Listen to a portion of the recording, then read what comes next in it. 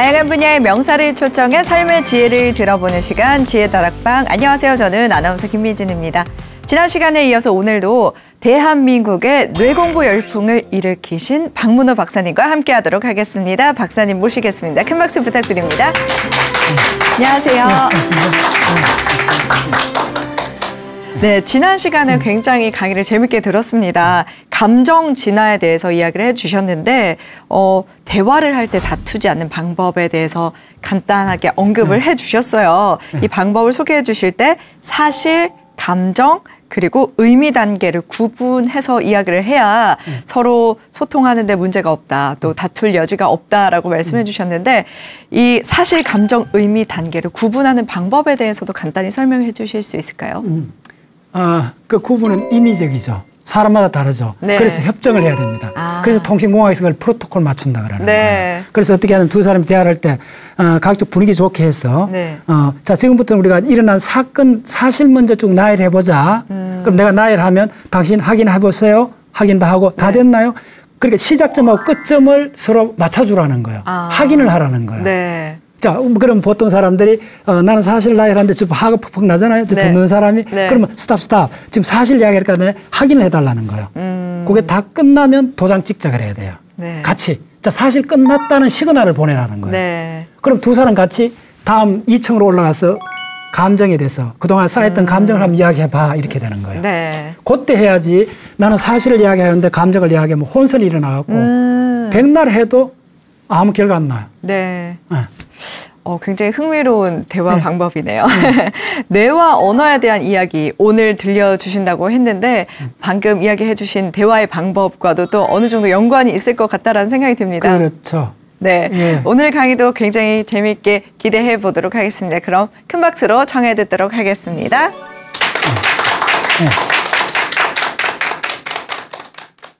우리가 언어를 쓰면서 이제 감정을 전달할 때 이제 문제가 많이 생기잖아요. 주도권을 자기도 모르는 사이에 그릇 당기는 행위들이 많아요. 상대방한테 너 한번 하고 싶은 이야기 다 해봐라고 오픈을 하면 나중에 자기 비밀이나 자기 결정까지 이야기하잖아요. 근데 왜 이런 황당한 일이, 자기 엄청난 손실이 일어나는데도 와 하게 되는가? 요게 내각이 필요합니다. 브레인 사이언스가. 이 언어라는 것도 감정, 행동, 언어는 함께 작동하는 거잖아요. 그럼 고뇌라는 거는 심리적 거대한 숲이거든요. 이 거대한 숲이 그 사람의 심적 상태를 만들어버리잖아요. 사실 레벨인가, 감정 레벨인가, 의미 레벨인가, 이걸 구분하라는 거예요.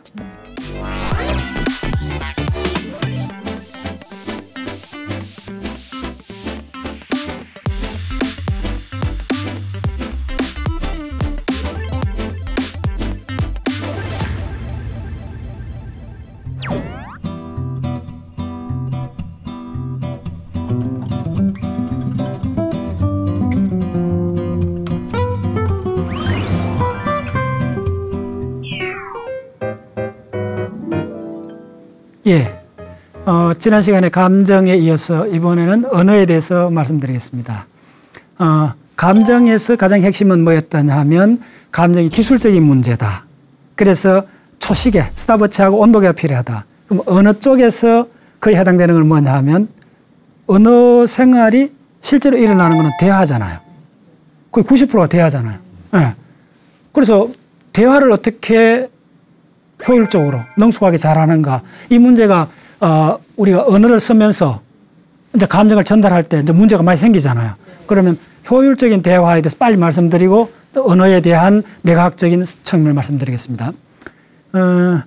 서로 이렇게 주로 그럼 대화는 어느 때 일어나느냐 하면 요즘은 뭐 식사 시간이나 얼굴 마주하고 있는 경우 혹은 전화 통화하는 경우 두 가지로 크게 나눌 수 있어요.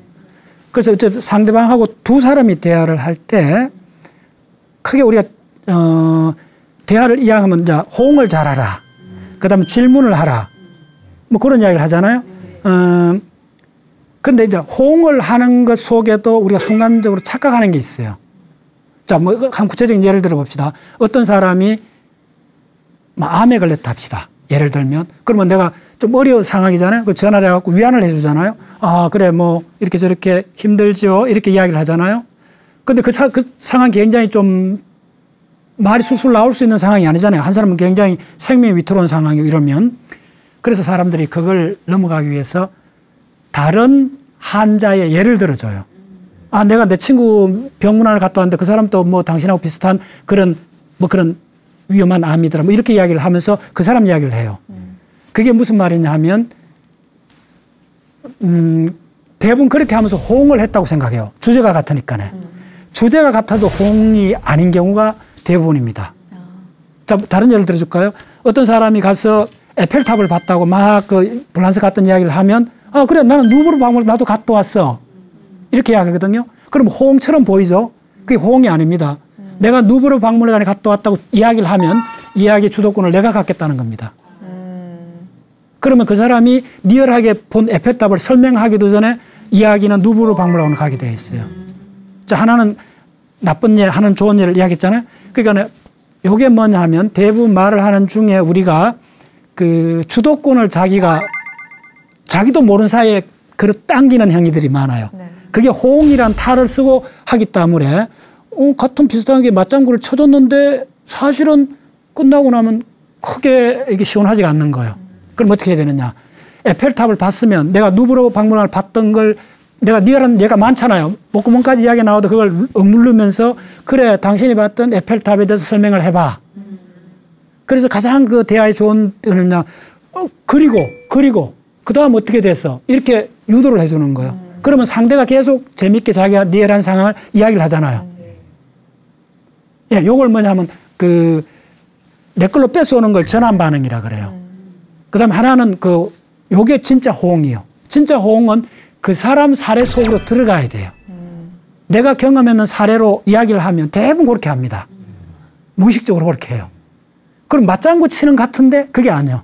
그럼 저 사람이 리얼하게 본 에펠탑은 이야기할 기회가 없어지는 거예요. 됐죠? 또 두 번째 문제는 뭐냐면 대화에서 나라는 주어를 자꾸 이야기하는 경우가 있어요. 생략을 하는 것 같아도 그게 항상 등장해 있어요. 내 생각은 이렇다. 내 의견은 이렇다. 주어를 안 써도 그 이야기를 해요. 그게 이제 우리가 왜 그렇게 되느냐 하면, 범죄를 저지른 사람이 그 신문을 할 때 편안하게 마음껏 너 이야기해봐. 혹은 친구하고 막 이렇게 다투다가도 상대방한테 너 한번 하고 싶은 이야기 다 해봐라고 오픈을 하면 나중에 자기 비밀이나 자기 결정까지 이야기하잖아요. 경험해 보셨죠? 왜 이런, 전체로 보면 되게 황당한 일이죠. 속내를 다 털어놓으라고 하면 자기 단점까지 다 이야기해요. 뭐 단점 정도는 괜찮은데 저 사람이 알아서는 안 될 비밀까지도 이야기하는 경우가 있어요. 아까 얘기했죠. 첫째 시간에 접근하고 회피 반응, 이득하고 손실을 계산하는 관점에서는 이건 황당한 일이잖아요. 당연히 손실이 엄청난데 비밀을 이야기하면 그래도 우리는 대화 중에 상당히 자주 일어나는 사건입니다. 특히 허심탄회하고 이야기할 때는 자기 단점, 비밀까지 이야기하게 돼요. 근데 왜 이런 황당한 일이 자기 엄청난 손실이 일어나는데도 와 하게 되는가? 요게 내각이 필요합니다. 브레인 사이언스가. 왜 그러냐 하면 자기 이야기를 할 때 우리 쾌감 중추를 건드려요. 자기 이야기를 할 때.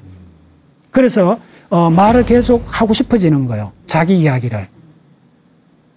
그래서 이게 말이라는 게 그런 관점에서 보면 항상 게임이 끝나고 나면 그러니까 대화라는 게임은 우리가 하는 스포츠 게임하고 반대의 룰이 적용이 됩니다. 무슨 말이냐 하면 내가 없어야 내가 손해봐야 내가 이기는 게임입니다. 그런데 그게 말이 쉽지 그렇지 않잖아요. 무의식 중에 항상 내가 이기려고 하죠.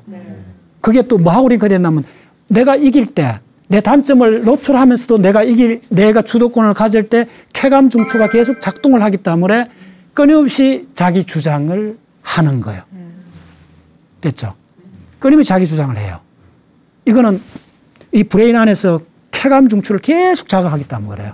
그래서 이 전체 원리를 알고 훈련을 해야만이 자기 중심으로 이야기하는 거, 내 경험을 이야기하는 걸 스탑하고 한 발 물러서 갖고 그 사람 이야기를 들을 수 있어요. 그래서 흔히 경청이 말은 쉽지만은 엄청 어려운 일입니다. 거의 안 된다고 보시면 돼요. 왜 안 되느냐 하면 안 되는 원리를 이해하셔야 되는데 경청을 하지 않고 끊임없이 내가 이야기하는 거는 내 쾌감 중추를 계속 건드리기 때문에 내가 내 비밀을 노출시켰을 때 얻는 손해보다 내 쾌감 중추를 자극해서 얻는 쾌감이 더 크기 때문에 자기 이야기를 하는 겁니다. 그래서 어느 책의 주제가 그겁니다. 지구상에는 남녀 여자로 구별되는 것이 아니고 사람은 두 종류밖에 없다 그러잖아. 지금 이야기하고 있는 사람과 자기가 말할 차례를 기다리는 사람. 두 종류밖에 없어요. 그래서 이걸 이제 어느 관점에서 보면 첫 번째 강의하고 같은 맥락입니다. 결국은 우리가 어떤 행동을 할 때, 접근하거든 해피한 반응을 할 때, 우리가 말도 일종의 접근 반응이거든요. 그런 할 때 가장 밑에 있는 거는 손 이득하고 비용하고 이득을 항상 저울질합니다. 이게 생리학의 가장 첫 번째 원칙입니다. 그걸 그대로 적어보면 답이 나와요. 그래서 대화에서 내가 계속 말을 했을 때 얻는 쾌감이 내 비밀을, 내 단점을 노출했을 때보다 이득이 크기 때문에 우리는 그 행위를 하는 겁니다.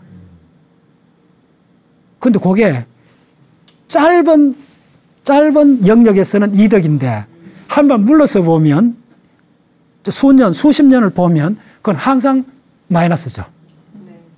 그렇죠. 그래서 이걸 제가 마지막 시간에 이야기할 의식 상태의 결부를 하면 우리가 일어나는 행동, 감정, 의식 이 모든 거의 가장 근본적인 속성은 뭐냐면 그게 상태라는 겁니다.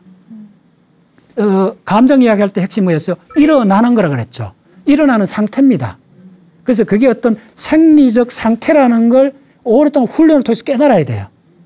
그때만이 그에 대해 우리가 대응을 할 수가 있어요. 오케이. 자, 그래서 언어의 출현에서 중요한 것은 쭉쭉 나가면서 구체적으로 일어나는 건 대화다. 네, 전화 통화든 얼굴을 마주하는 대화입니다. 네, 그 최악의 경우가 뭐냐면 요즘은 이제 그게 뭐 상당히 일반화되어 있죠. 길 가다도 스마트폰 보고 애인끼리도 식사하면서도 스마트폰 각자 보고 있잖아요. 이거는 브레인 사이언스적으로 참 황당한 사건이에요. 왜냐하면 우리 호모사피엔스는 지금까지 지난 20만 년 이상 어디서 살았나 하면 우리가 사는 생태 공간은 타인의 얼굴 속에 살고 왔습니다. 그런데 타인이 시선을 피해버린 거예요. 인간이 지금까지 사회를 이루고 감정을 교류하고 우리가 이런 문화를 이루는 가장 근본에는 커플이 만나 결혼을 하고 자식을 놓으면서 일어났잖아요. 그럼 커플이 만나고 사랑을 한다는 거는 얼굴을 통해서 하는 거잖아요. 근데 얼굴을, 시선을 통해서 감정을 전달하는 이것이 지금 유리 액정 속에 지금 갇혀버린 거예요. 이건 참 황당한 사건이에요. 네. 다시 저는 그쪽 굉장히 아쉬움이 많아요. 그런 쪽에서는. 네. 다시 우리가 맨 얼굴을 봐야 돼. 어쨌든 코로나 때문에 어쩔 수 없는 상황이 있지만은 우리 얼굴은 뭐 흔히 얼의 꼴이라 하지만은 그걸 넘어서 갖고 우리의 생존 공간입니다. 상대의 미소 하나로 하루 종일 기분이 좋고 상대의 미소로서 내 일생을 약속을 하잖아요. 그래서 자, 언어를 조금 더 그런 관점에서 언어야말로 구체적 우리 감정의 소통로죠. 그래서 언어는 출현한 겁니다. 우리 호모사피엔스에서. 그럼 침판지나 다른 명장류도 언어가 없느냐?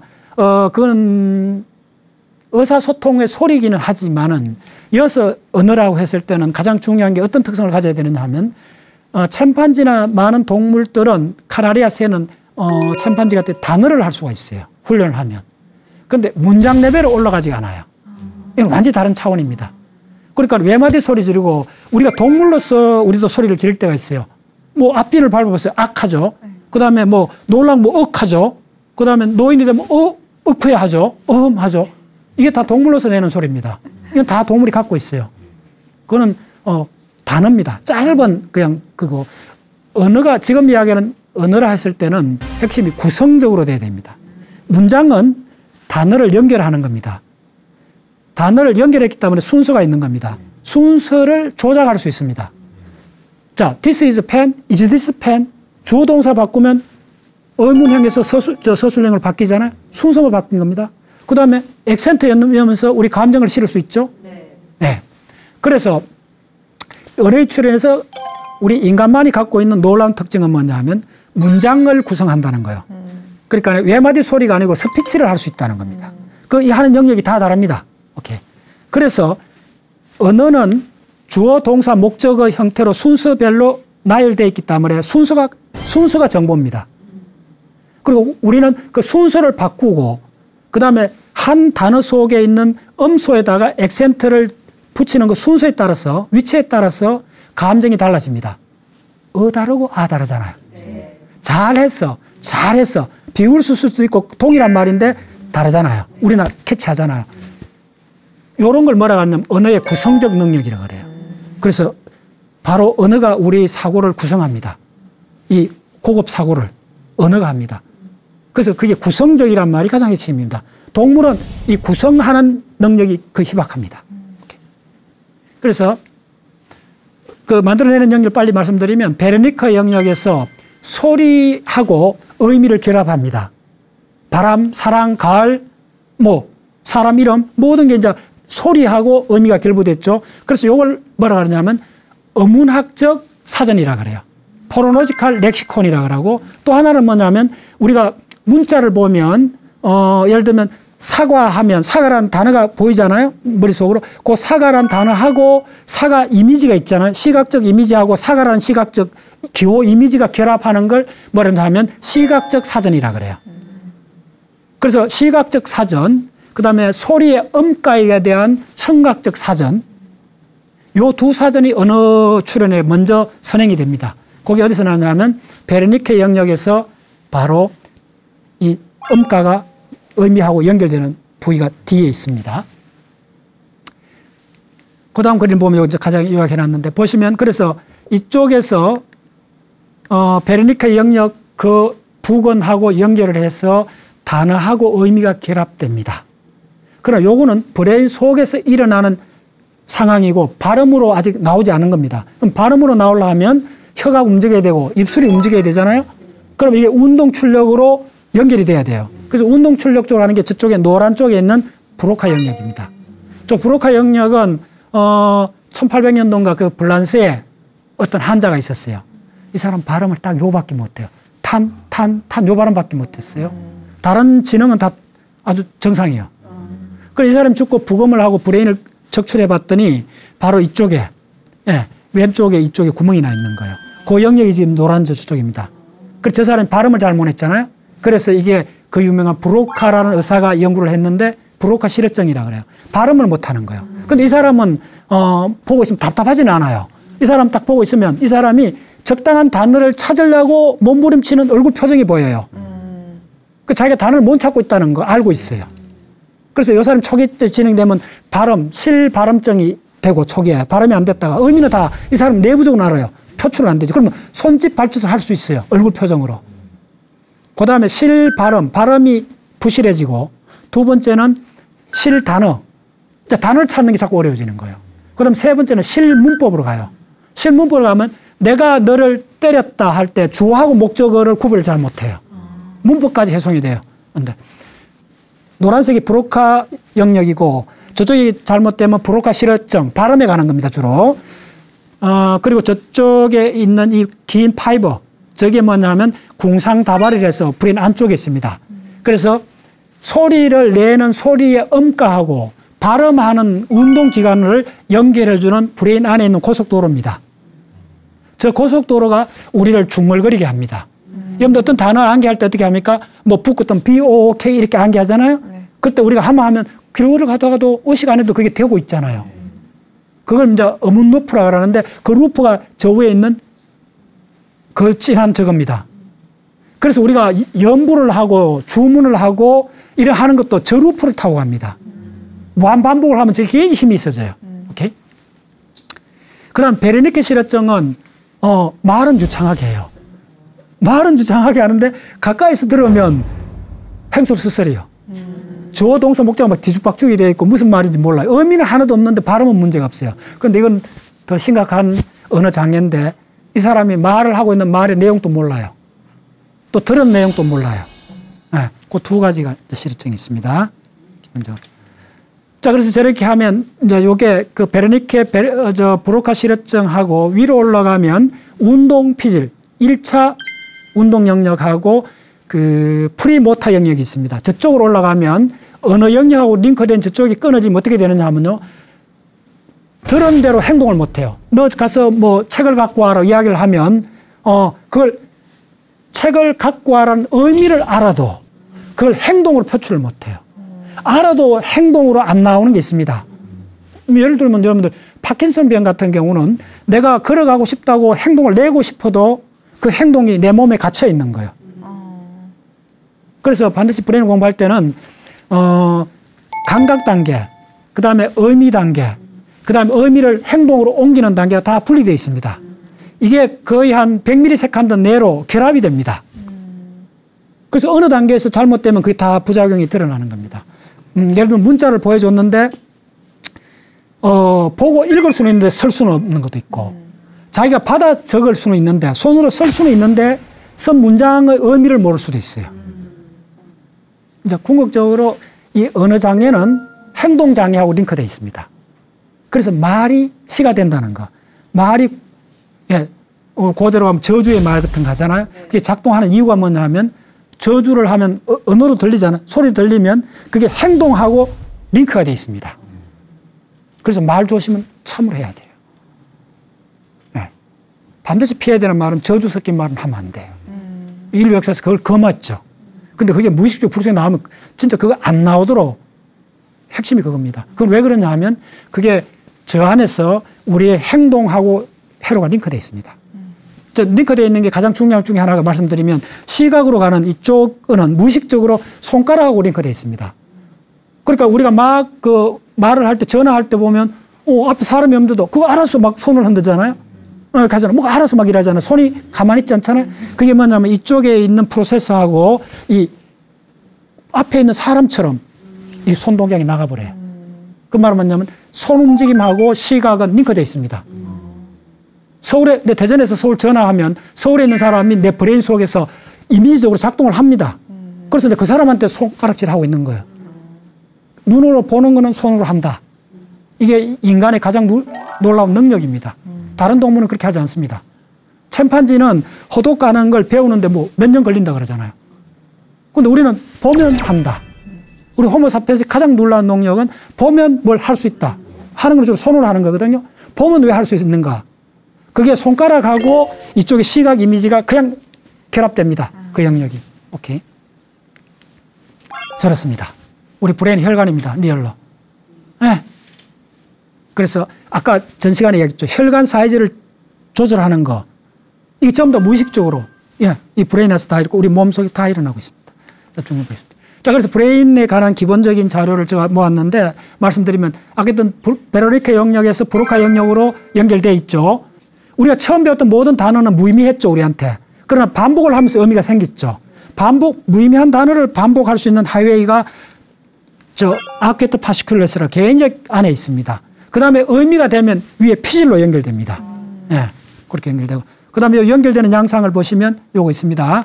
오른쪽 밑에 그림에 보시면 저 5가 밑에 빨간 거가 롱레인지로 연결되어 있고 위에 노란색하고 초록색이 있잖아요. 저렇게 해서 올라오는 저 영역에서 주로 언어를 처리합니다. 그래서 저 밑에 빨간 거는 무의미한 단어를 음절을 쫙쫙 우리가 그렇게 연불이 가능한 겁니다. 중얼중얼거리죠. 중요한 문제가 생길 때. 혼자 중얼거리잖아요. 중요한 단어를. 그거 왜 그러냐면 그 단어를 계속 장악하고 있어야 다른 기억 영역하고 링크가 됩니다. 그래서 문제 처리가 됩니다. 그래서 문제 처리한 좋은 방법은 이거 어떻게 하면 되지 속으로 자꾸 되뇌기입니다. 그렇죠. 그래서 공자가 그런 말 했잖아요.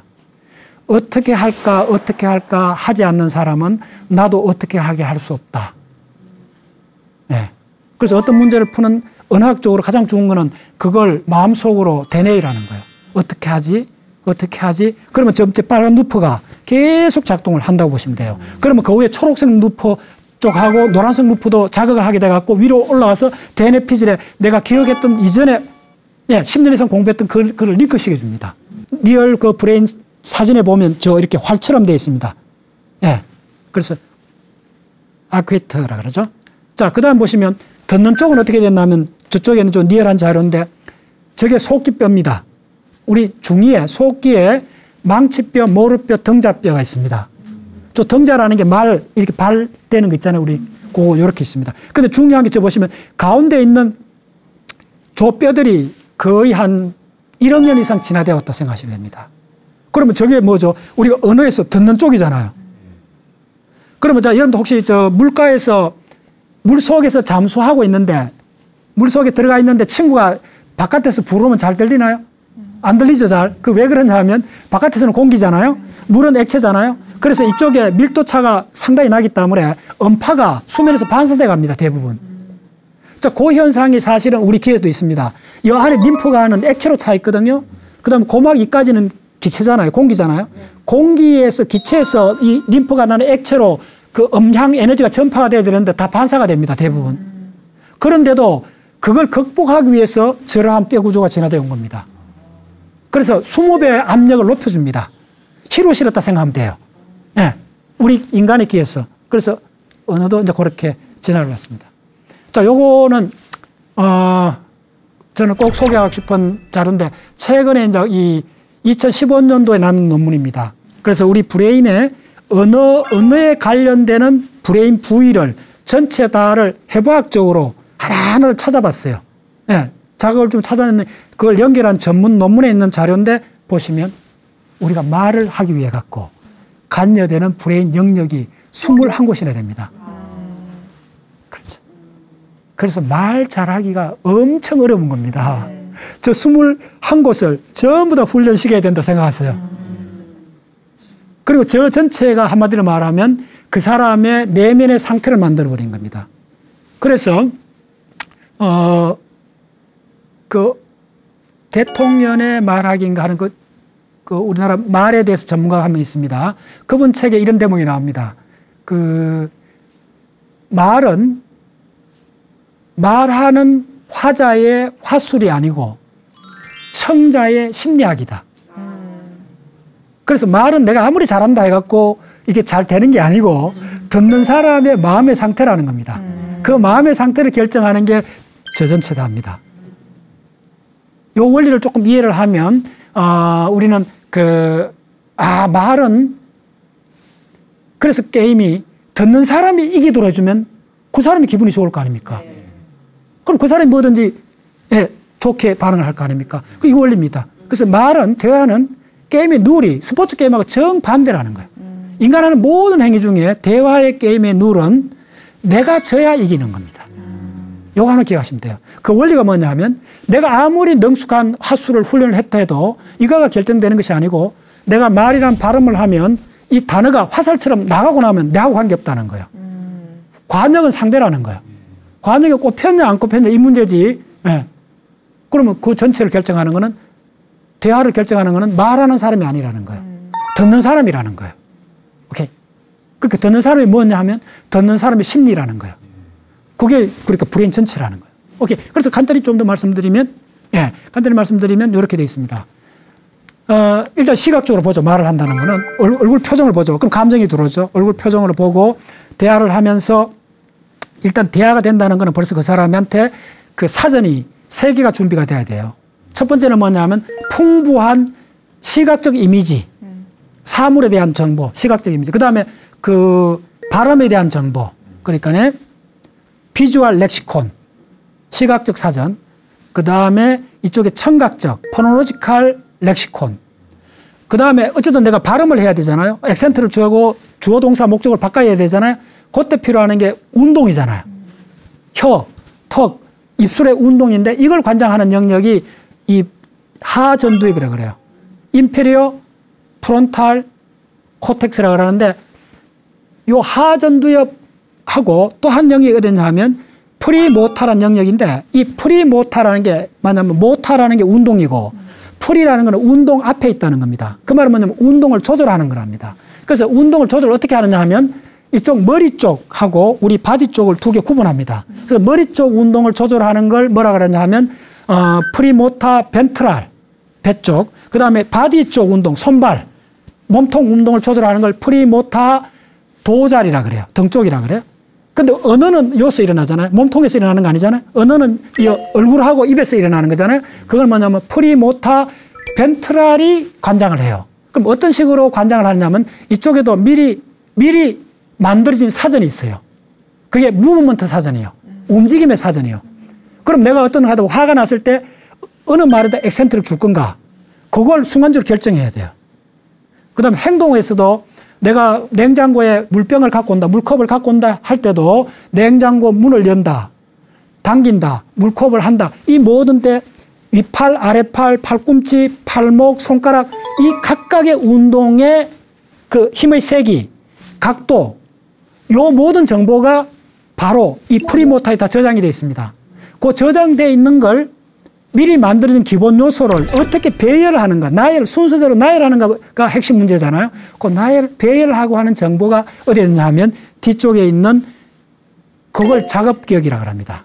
그쪽에 있는 게 배외척 전전두엽이라는 영역이 있습니다. 거기서 주로 작업의 순서, 그걸 순간적으로 연결합니다. 또 얼마나 이게 이쪽에 정밀하게 되어 있나 하면 그 발음을 하는 과정에서 우리가 스피치하고 발음을 하는 과정에서 위에서 하는 영역은 보완 운동 영역, 저 위에 보시면 위쪽에 큰 사각형이 SMA라 되어 있습니다. 서브리멘타 모타 에어리아에서 말을, 짧은 말은 괜찮은데 긴 말, 대화나 이런 걸 하려면 이거는 첫 번째 뭐냐면 말을 하고 싶은 욕구가 계속 작동해 줘야 돼요. 네. 이게 엔진이 꺼집니다. 그래서 입 다물고 사는 사람들이 더 많아요. 조금만 이렇게 어리가 상하면 그냥 며칠간 입 닫고 사는 사람들 많잖아요. 그걸 뒤집으면 무슨 말이냐 하면 우리가 말을 하고 싶어 하는 일, 이거는 끊임없이 만들어줘야 된다는 거예요. 요게 이제 최근에 언어에서 드러나는, 프론탈 어슬렌트 트랙이라서 FAT라고 그러는데 굉장히 중요한 트랙이 최근에 아주 핫 이슈입니다. 그게 스피치를 할 때 끊임없이 내가 말을 하도록 욕망을 일으켜주는 영역들입니다. 그래서 자녀들 할 때 그 어른들이 말을 툭 끊어버리고 뭐 무시해버리고 나면 걔들이 입이 쑥 들어가고 그다음부터는 점점 주눅이 들어서 여러 가지 안 좋아요. 교육적으로. 그래서 자녀들이 이야기할 때는 말을 하고 싶은 욕구라는 걸 키워줘야 돼요. 이게 자연스러운 게 아닙니다. 우리도 웬만하면 말 안 하잖아요. 뭐 힘들면 안 하잖아. 특히 심정싸움 안 하잖아요. 그게 자연스러운 겁니다. 저걸 보면. 그래서 말을 하게끔 하는 신경무드가 있는데 그걸 끊임없이 자극을 시켜줘야 돼요. 그게 격려를 해줘야 돼요. 그렇지만 자기가 이야기 빼뚫으면 안 되지. 네, 내가 누브르 박물관 이야기를 해버리면 빼뚫어오는 거잖아. 그런 원리들이 저 속에 다 있습니다. 그 다음 더 중요한 거는 저 밑에 왼쪽 바로 밑에 있는 게 TP라는 영역인데 저게 템포럴 폴입니다. 척두 거기인데 저거서 우리가 시각적으로 본 모든 이미지의 의미가 들어가 있습니다. 그 시각적으로 본 이미지들하고 그게 위로 가서 어디로 하냐면 AG라는 영역이 있습니다. 앵굴러 자이러스라는 영역이 있습니다. 저 영역 굉장히 중요합니다. 우리가 개념을 만드는 영역입니다. 그래서 우리가 본 많은 이미지들이 저 TP 영역하고 AG 영역이 결합이 되면서 저쪽에 미디알 롱지투드널 파시쿠루스라는 엄청난 고속도로가 있습니다. 그걸로 소통을 하면서 어떤 사건이 벌어졌나 하면 우리가 받는 형태를 되풀이해서 중첩이 됩니다. 그러면 사과도 여러 종류 사과 보잖아요. 그러면 여러 종류 본 사과, 과일의 사과라는 범주가 만들어집니다. 그 범주의 내용이 개념이 됩니다. 그래서 바로 척두엽 끝하고 저 앵글러 자이러스하고 결합을 해갖고 만들어지는 게 뭐냐 하면 바로 우리가 개념을 갖게 되는 겁니다. 개념은 우리가 세계를 보는 창문입니다. 저 개념이 사람마다 조금씩 다릅니다. 자기가 본 정보가 달라서 그런 겁니다. 네. 그렇죠. 그래서 아름다운 걸 보고 다양한 과학 정보를 만나고 하는 것이 그 사람의 개념이 제도된 쪽으로 나게 해주는 겁니다. 우리가 종교가 다르거나 정치 신념이 다른 사람은 개념이란 창문이 반도 쪽에 나 있다 생각하시면 됩니다. 그래서 종교 토론하지 마라 그러잖아요. 정치 토론하지 마라 말이 뭐냐면 그건 헛수고입니다. 왜 그러냐 하면 다른 쪽을 보고 있습니다. 그 보는 창문이 개념입니다. 오케이? 그 개념이 만들어진 데가 템포럴 폴하고 앵글러 자이러스입니다. 그래서 저 속에 전체가 언어가 저렇게 만들어지는 겁니다. 그 저거는 레퍼런스가 있으니까 쭉 찾아보시면 됩니다. 그리고 이제 이 언어라는 것도 감정, 행동, 언어는 함께 작동하는 거잖아요. 그래서 이 그림은 우리가 언어의 감정적 측면을 따지면 저렇게 올라갑니다. 아까 했죠. 통증, 고통, 고뇌. 그럼 고뇌라는 것은 심리적 거대한 숲이거든요. 이 거대한 숲이 그 사람의 심적 상태를 만들어버리잖아요. 그래서 이게 언어가 대화를 잘하려는 거는 깨달음을 얻는 만큼 어렵다고 봅니다, 저는. 대화를 잘하는 거는 한 상대의 심적 상태에 관한 문제고, 그럼 그 사람이 어떤 상황에 고통을 받았고, 또 통증을 느꼈고, 어떤 고뇌를 하고 있고, 이 전체를 봐야 돼요. 그래서 대화는 결과고, 그 대화에 저런 사람이 저런 말을 하게 된 그 원인, 그거는 생리적 문제가 많아요. 그까지 다 꿰뚫어 봐야 돼요. 자, 그래서 이거를 보면 제가 최근에 강의한 내용인데, 브레인 전체에 저렇게 요거는 뭐냐면 우리 브레인 끝에서 본 브레인 전체 영역들입니다. 예. 그래서 최근에 이제 브레인이 밝혀낸 이걸 브로도만 맵이라는데 한 100년 이상 연구가 됐습니다. 브레인 각 영역에 하는 건데, 저 보면 굉장히 큰 영역 있죠. 저 이렇게 이렇게 반원 색이 있는 게 시각입니다. 그럼 저 중간에 가면 LIP라는 게 뭐냐 하면 저게 어텐션 하는 겁니다. 시각적 주의를 하는 겁니다. 저런 것들. 그 다음에 저쪽에 보면 밑에 보면 ATL, 안테리오 템포럴 로브라는 이만큼 큰 거 있죠. 저게 뭐냐면 사회적 정서를 만들어내는 겁니다. 저거하고 저쪽 가서 감정을 만드는 겁니다.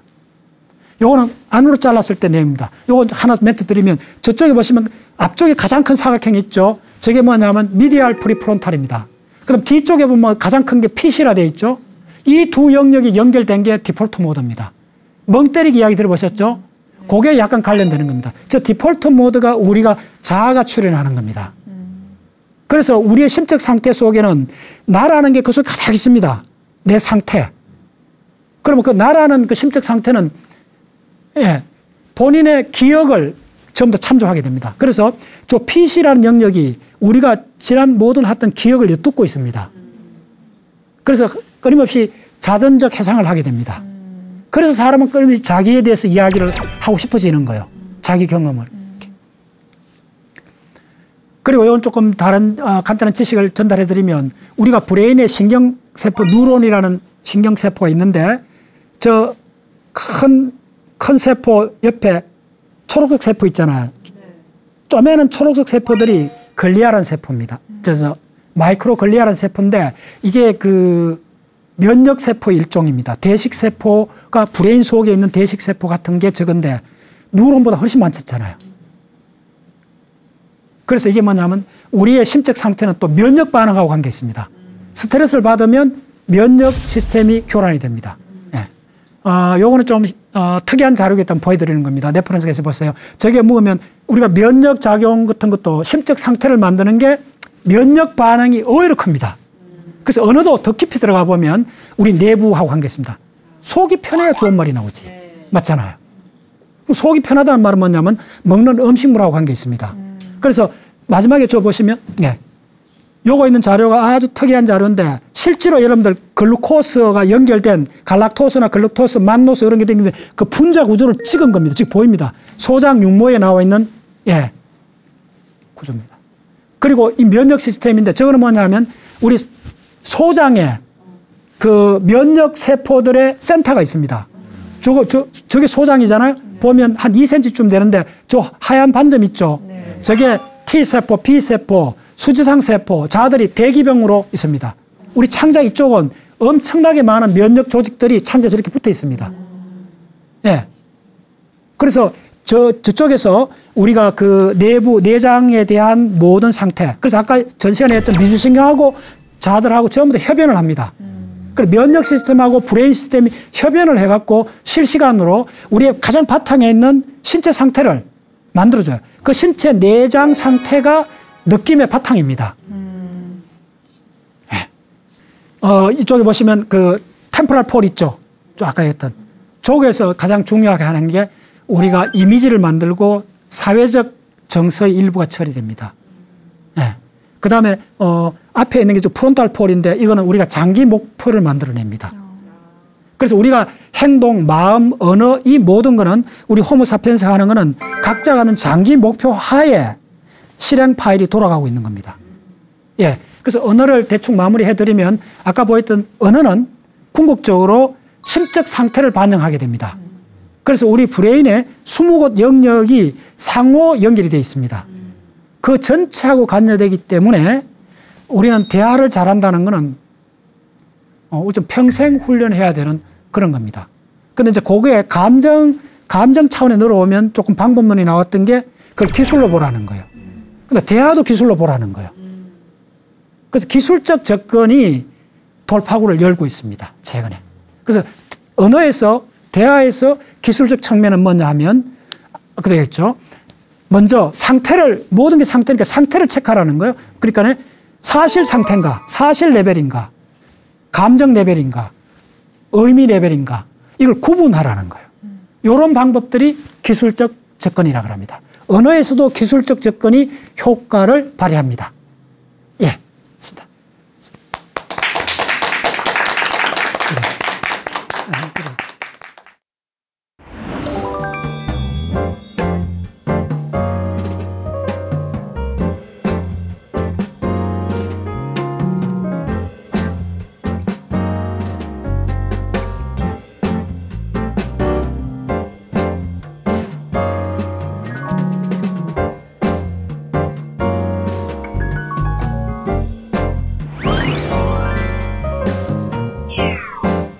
박문호 박사님의 두 번째 강연 재밌게 들었습니다. 언어와 관련된 뇌에 대해서 잘 알 수 있었는데요. 이번 강연도 그렇지만 지난번 강연도 그렇고 다양한 사진 그리고 그림들이 굉장히 많습니다. 이거 박사님이 직접 그리신 것 같은데 이런 그림들을 많이 쓰시는 이유도 있을까요? 직접 그려봐야 기억에 남고 의미로 바뀝니다. 내가 선수 주체적으로 주도적으로 그려봐야만이 기억으로 의미, 느낌이 결부가 되죠. 그러지 않으면 브레인은 공부하기 굉장히 어렵습니다. 가장 효과적인 거는 브레인 단면 구조를 한 10개 정도. 그러니까 뭐 1년 정도 브레인 공부하지 마시고 단면 한 3개만 정확하게 한 그 속에 있는 해부학 구조 한 20, 30개 하고 단면 구조 3개만 정확하게 심으면 저는 심는다 그래요. 이식하는 것 같아요. 수술하듯이 이식을 해야 우리가 의식이 바뀌고 이후에 바뀌는 거지 그냥 들어갖고 하는 거는 액정에서 햇빛이 반사되듯이 우리가 액정에 먼지가 앉으면 불 훅 다 날아가듯이 다 날아가 버려요. 심어야 돼요.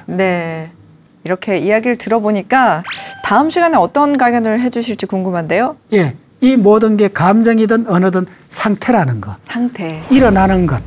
일어나는 상태일 것. 그 일어나는 상태는 의식이라는 거대한 바다 속에 일어나는 포말 같은 거예요.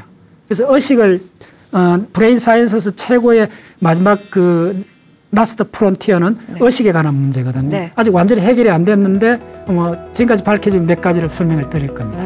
다음 주 강연도 많이 기대가 됩니다. 오늘 지혜다락방은 여기서 마무리하도록 하겠습니다. 함께 해주신 여러분 고맙습니다. 고생하셨습니다.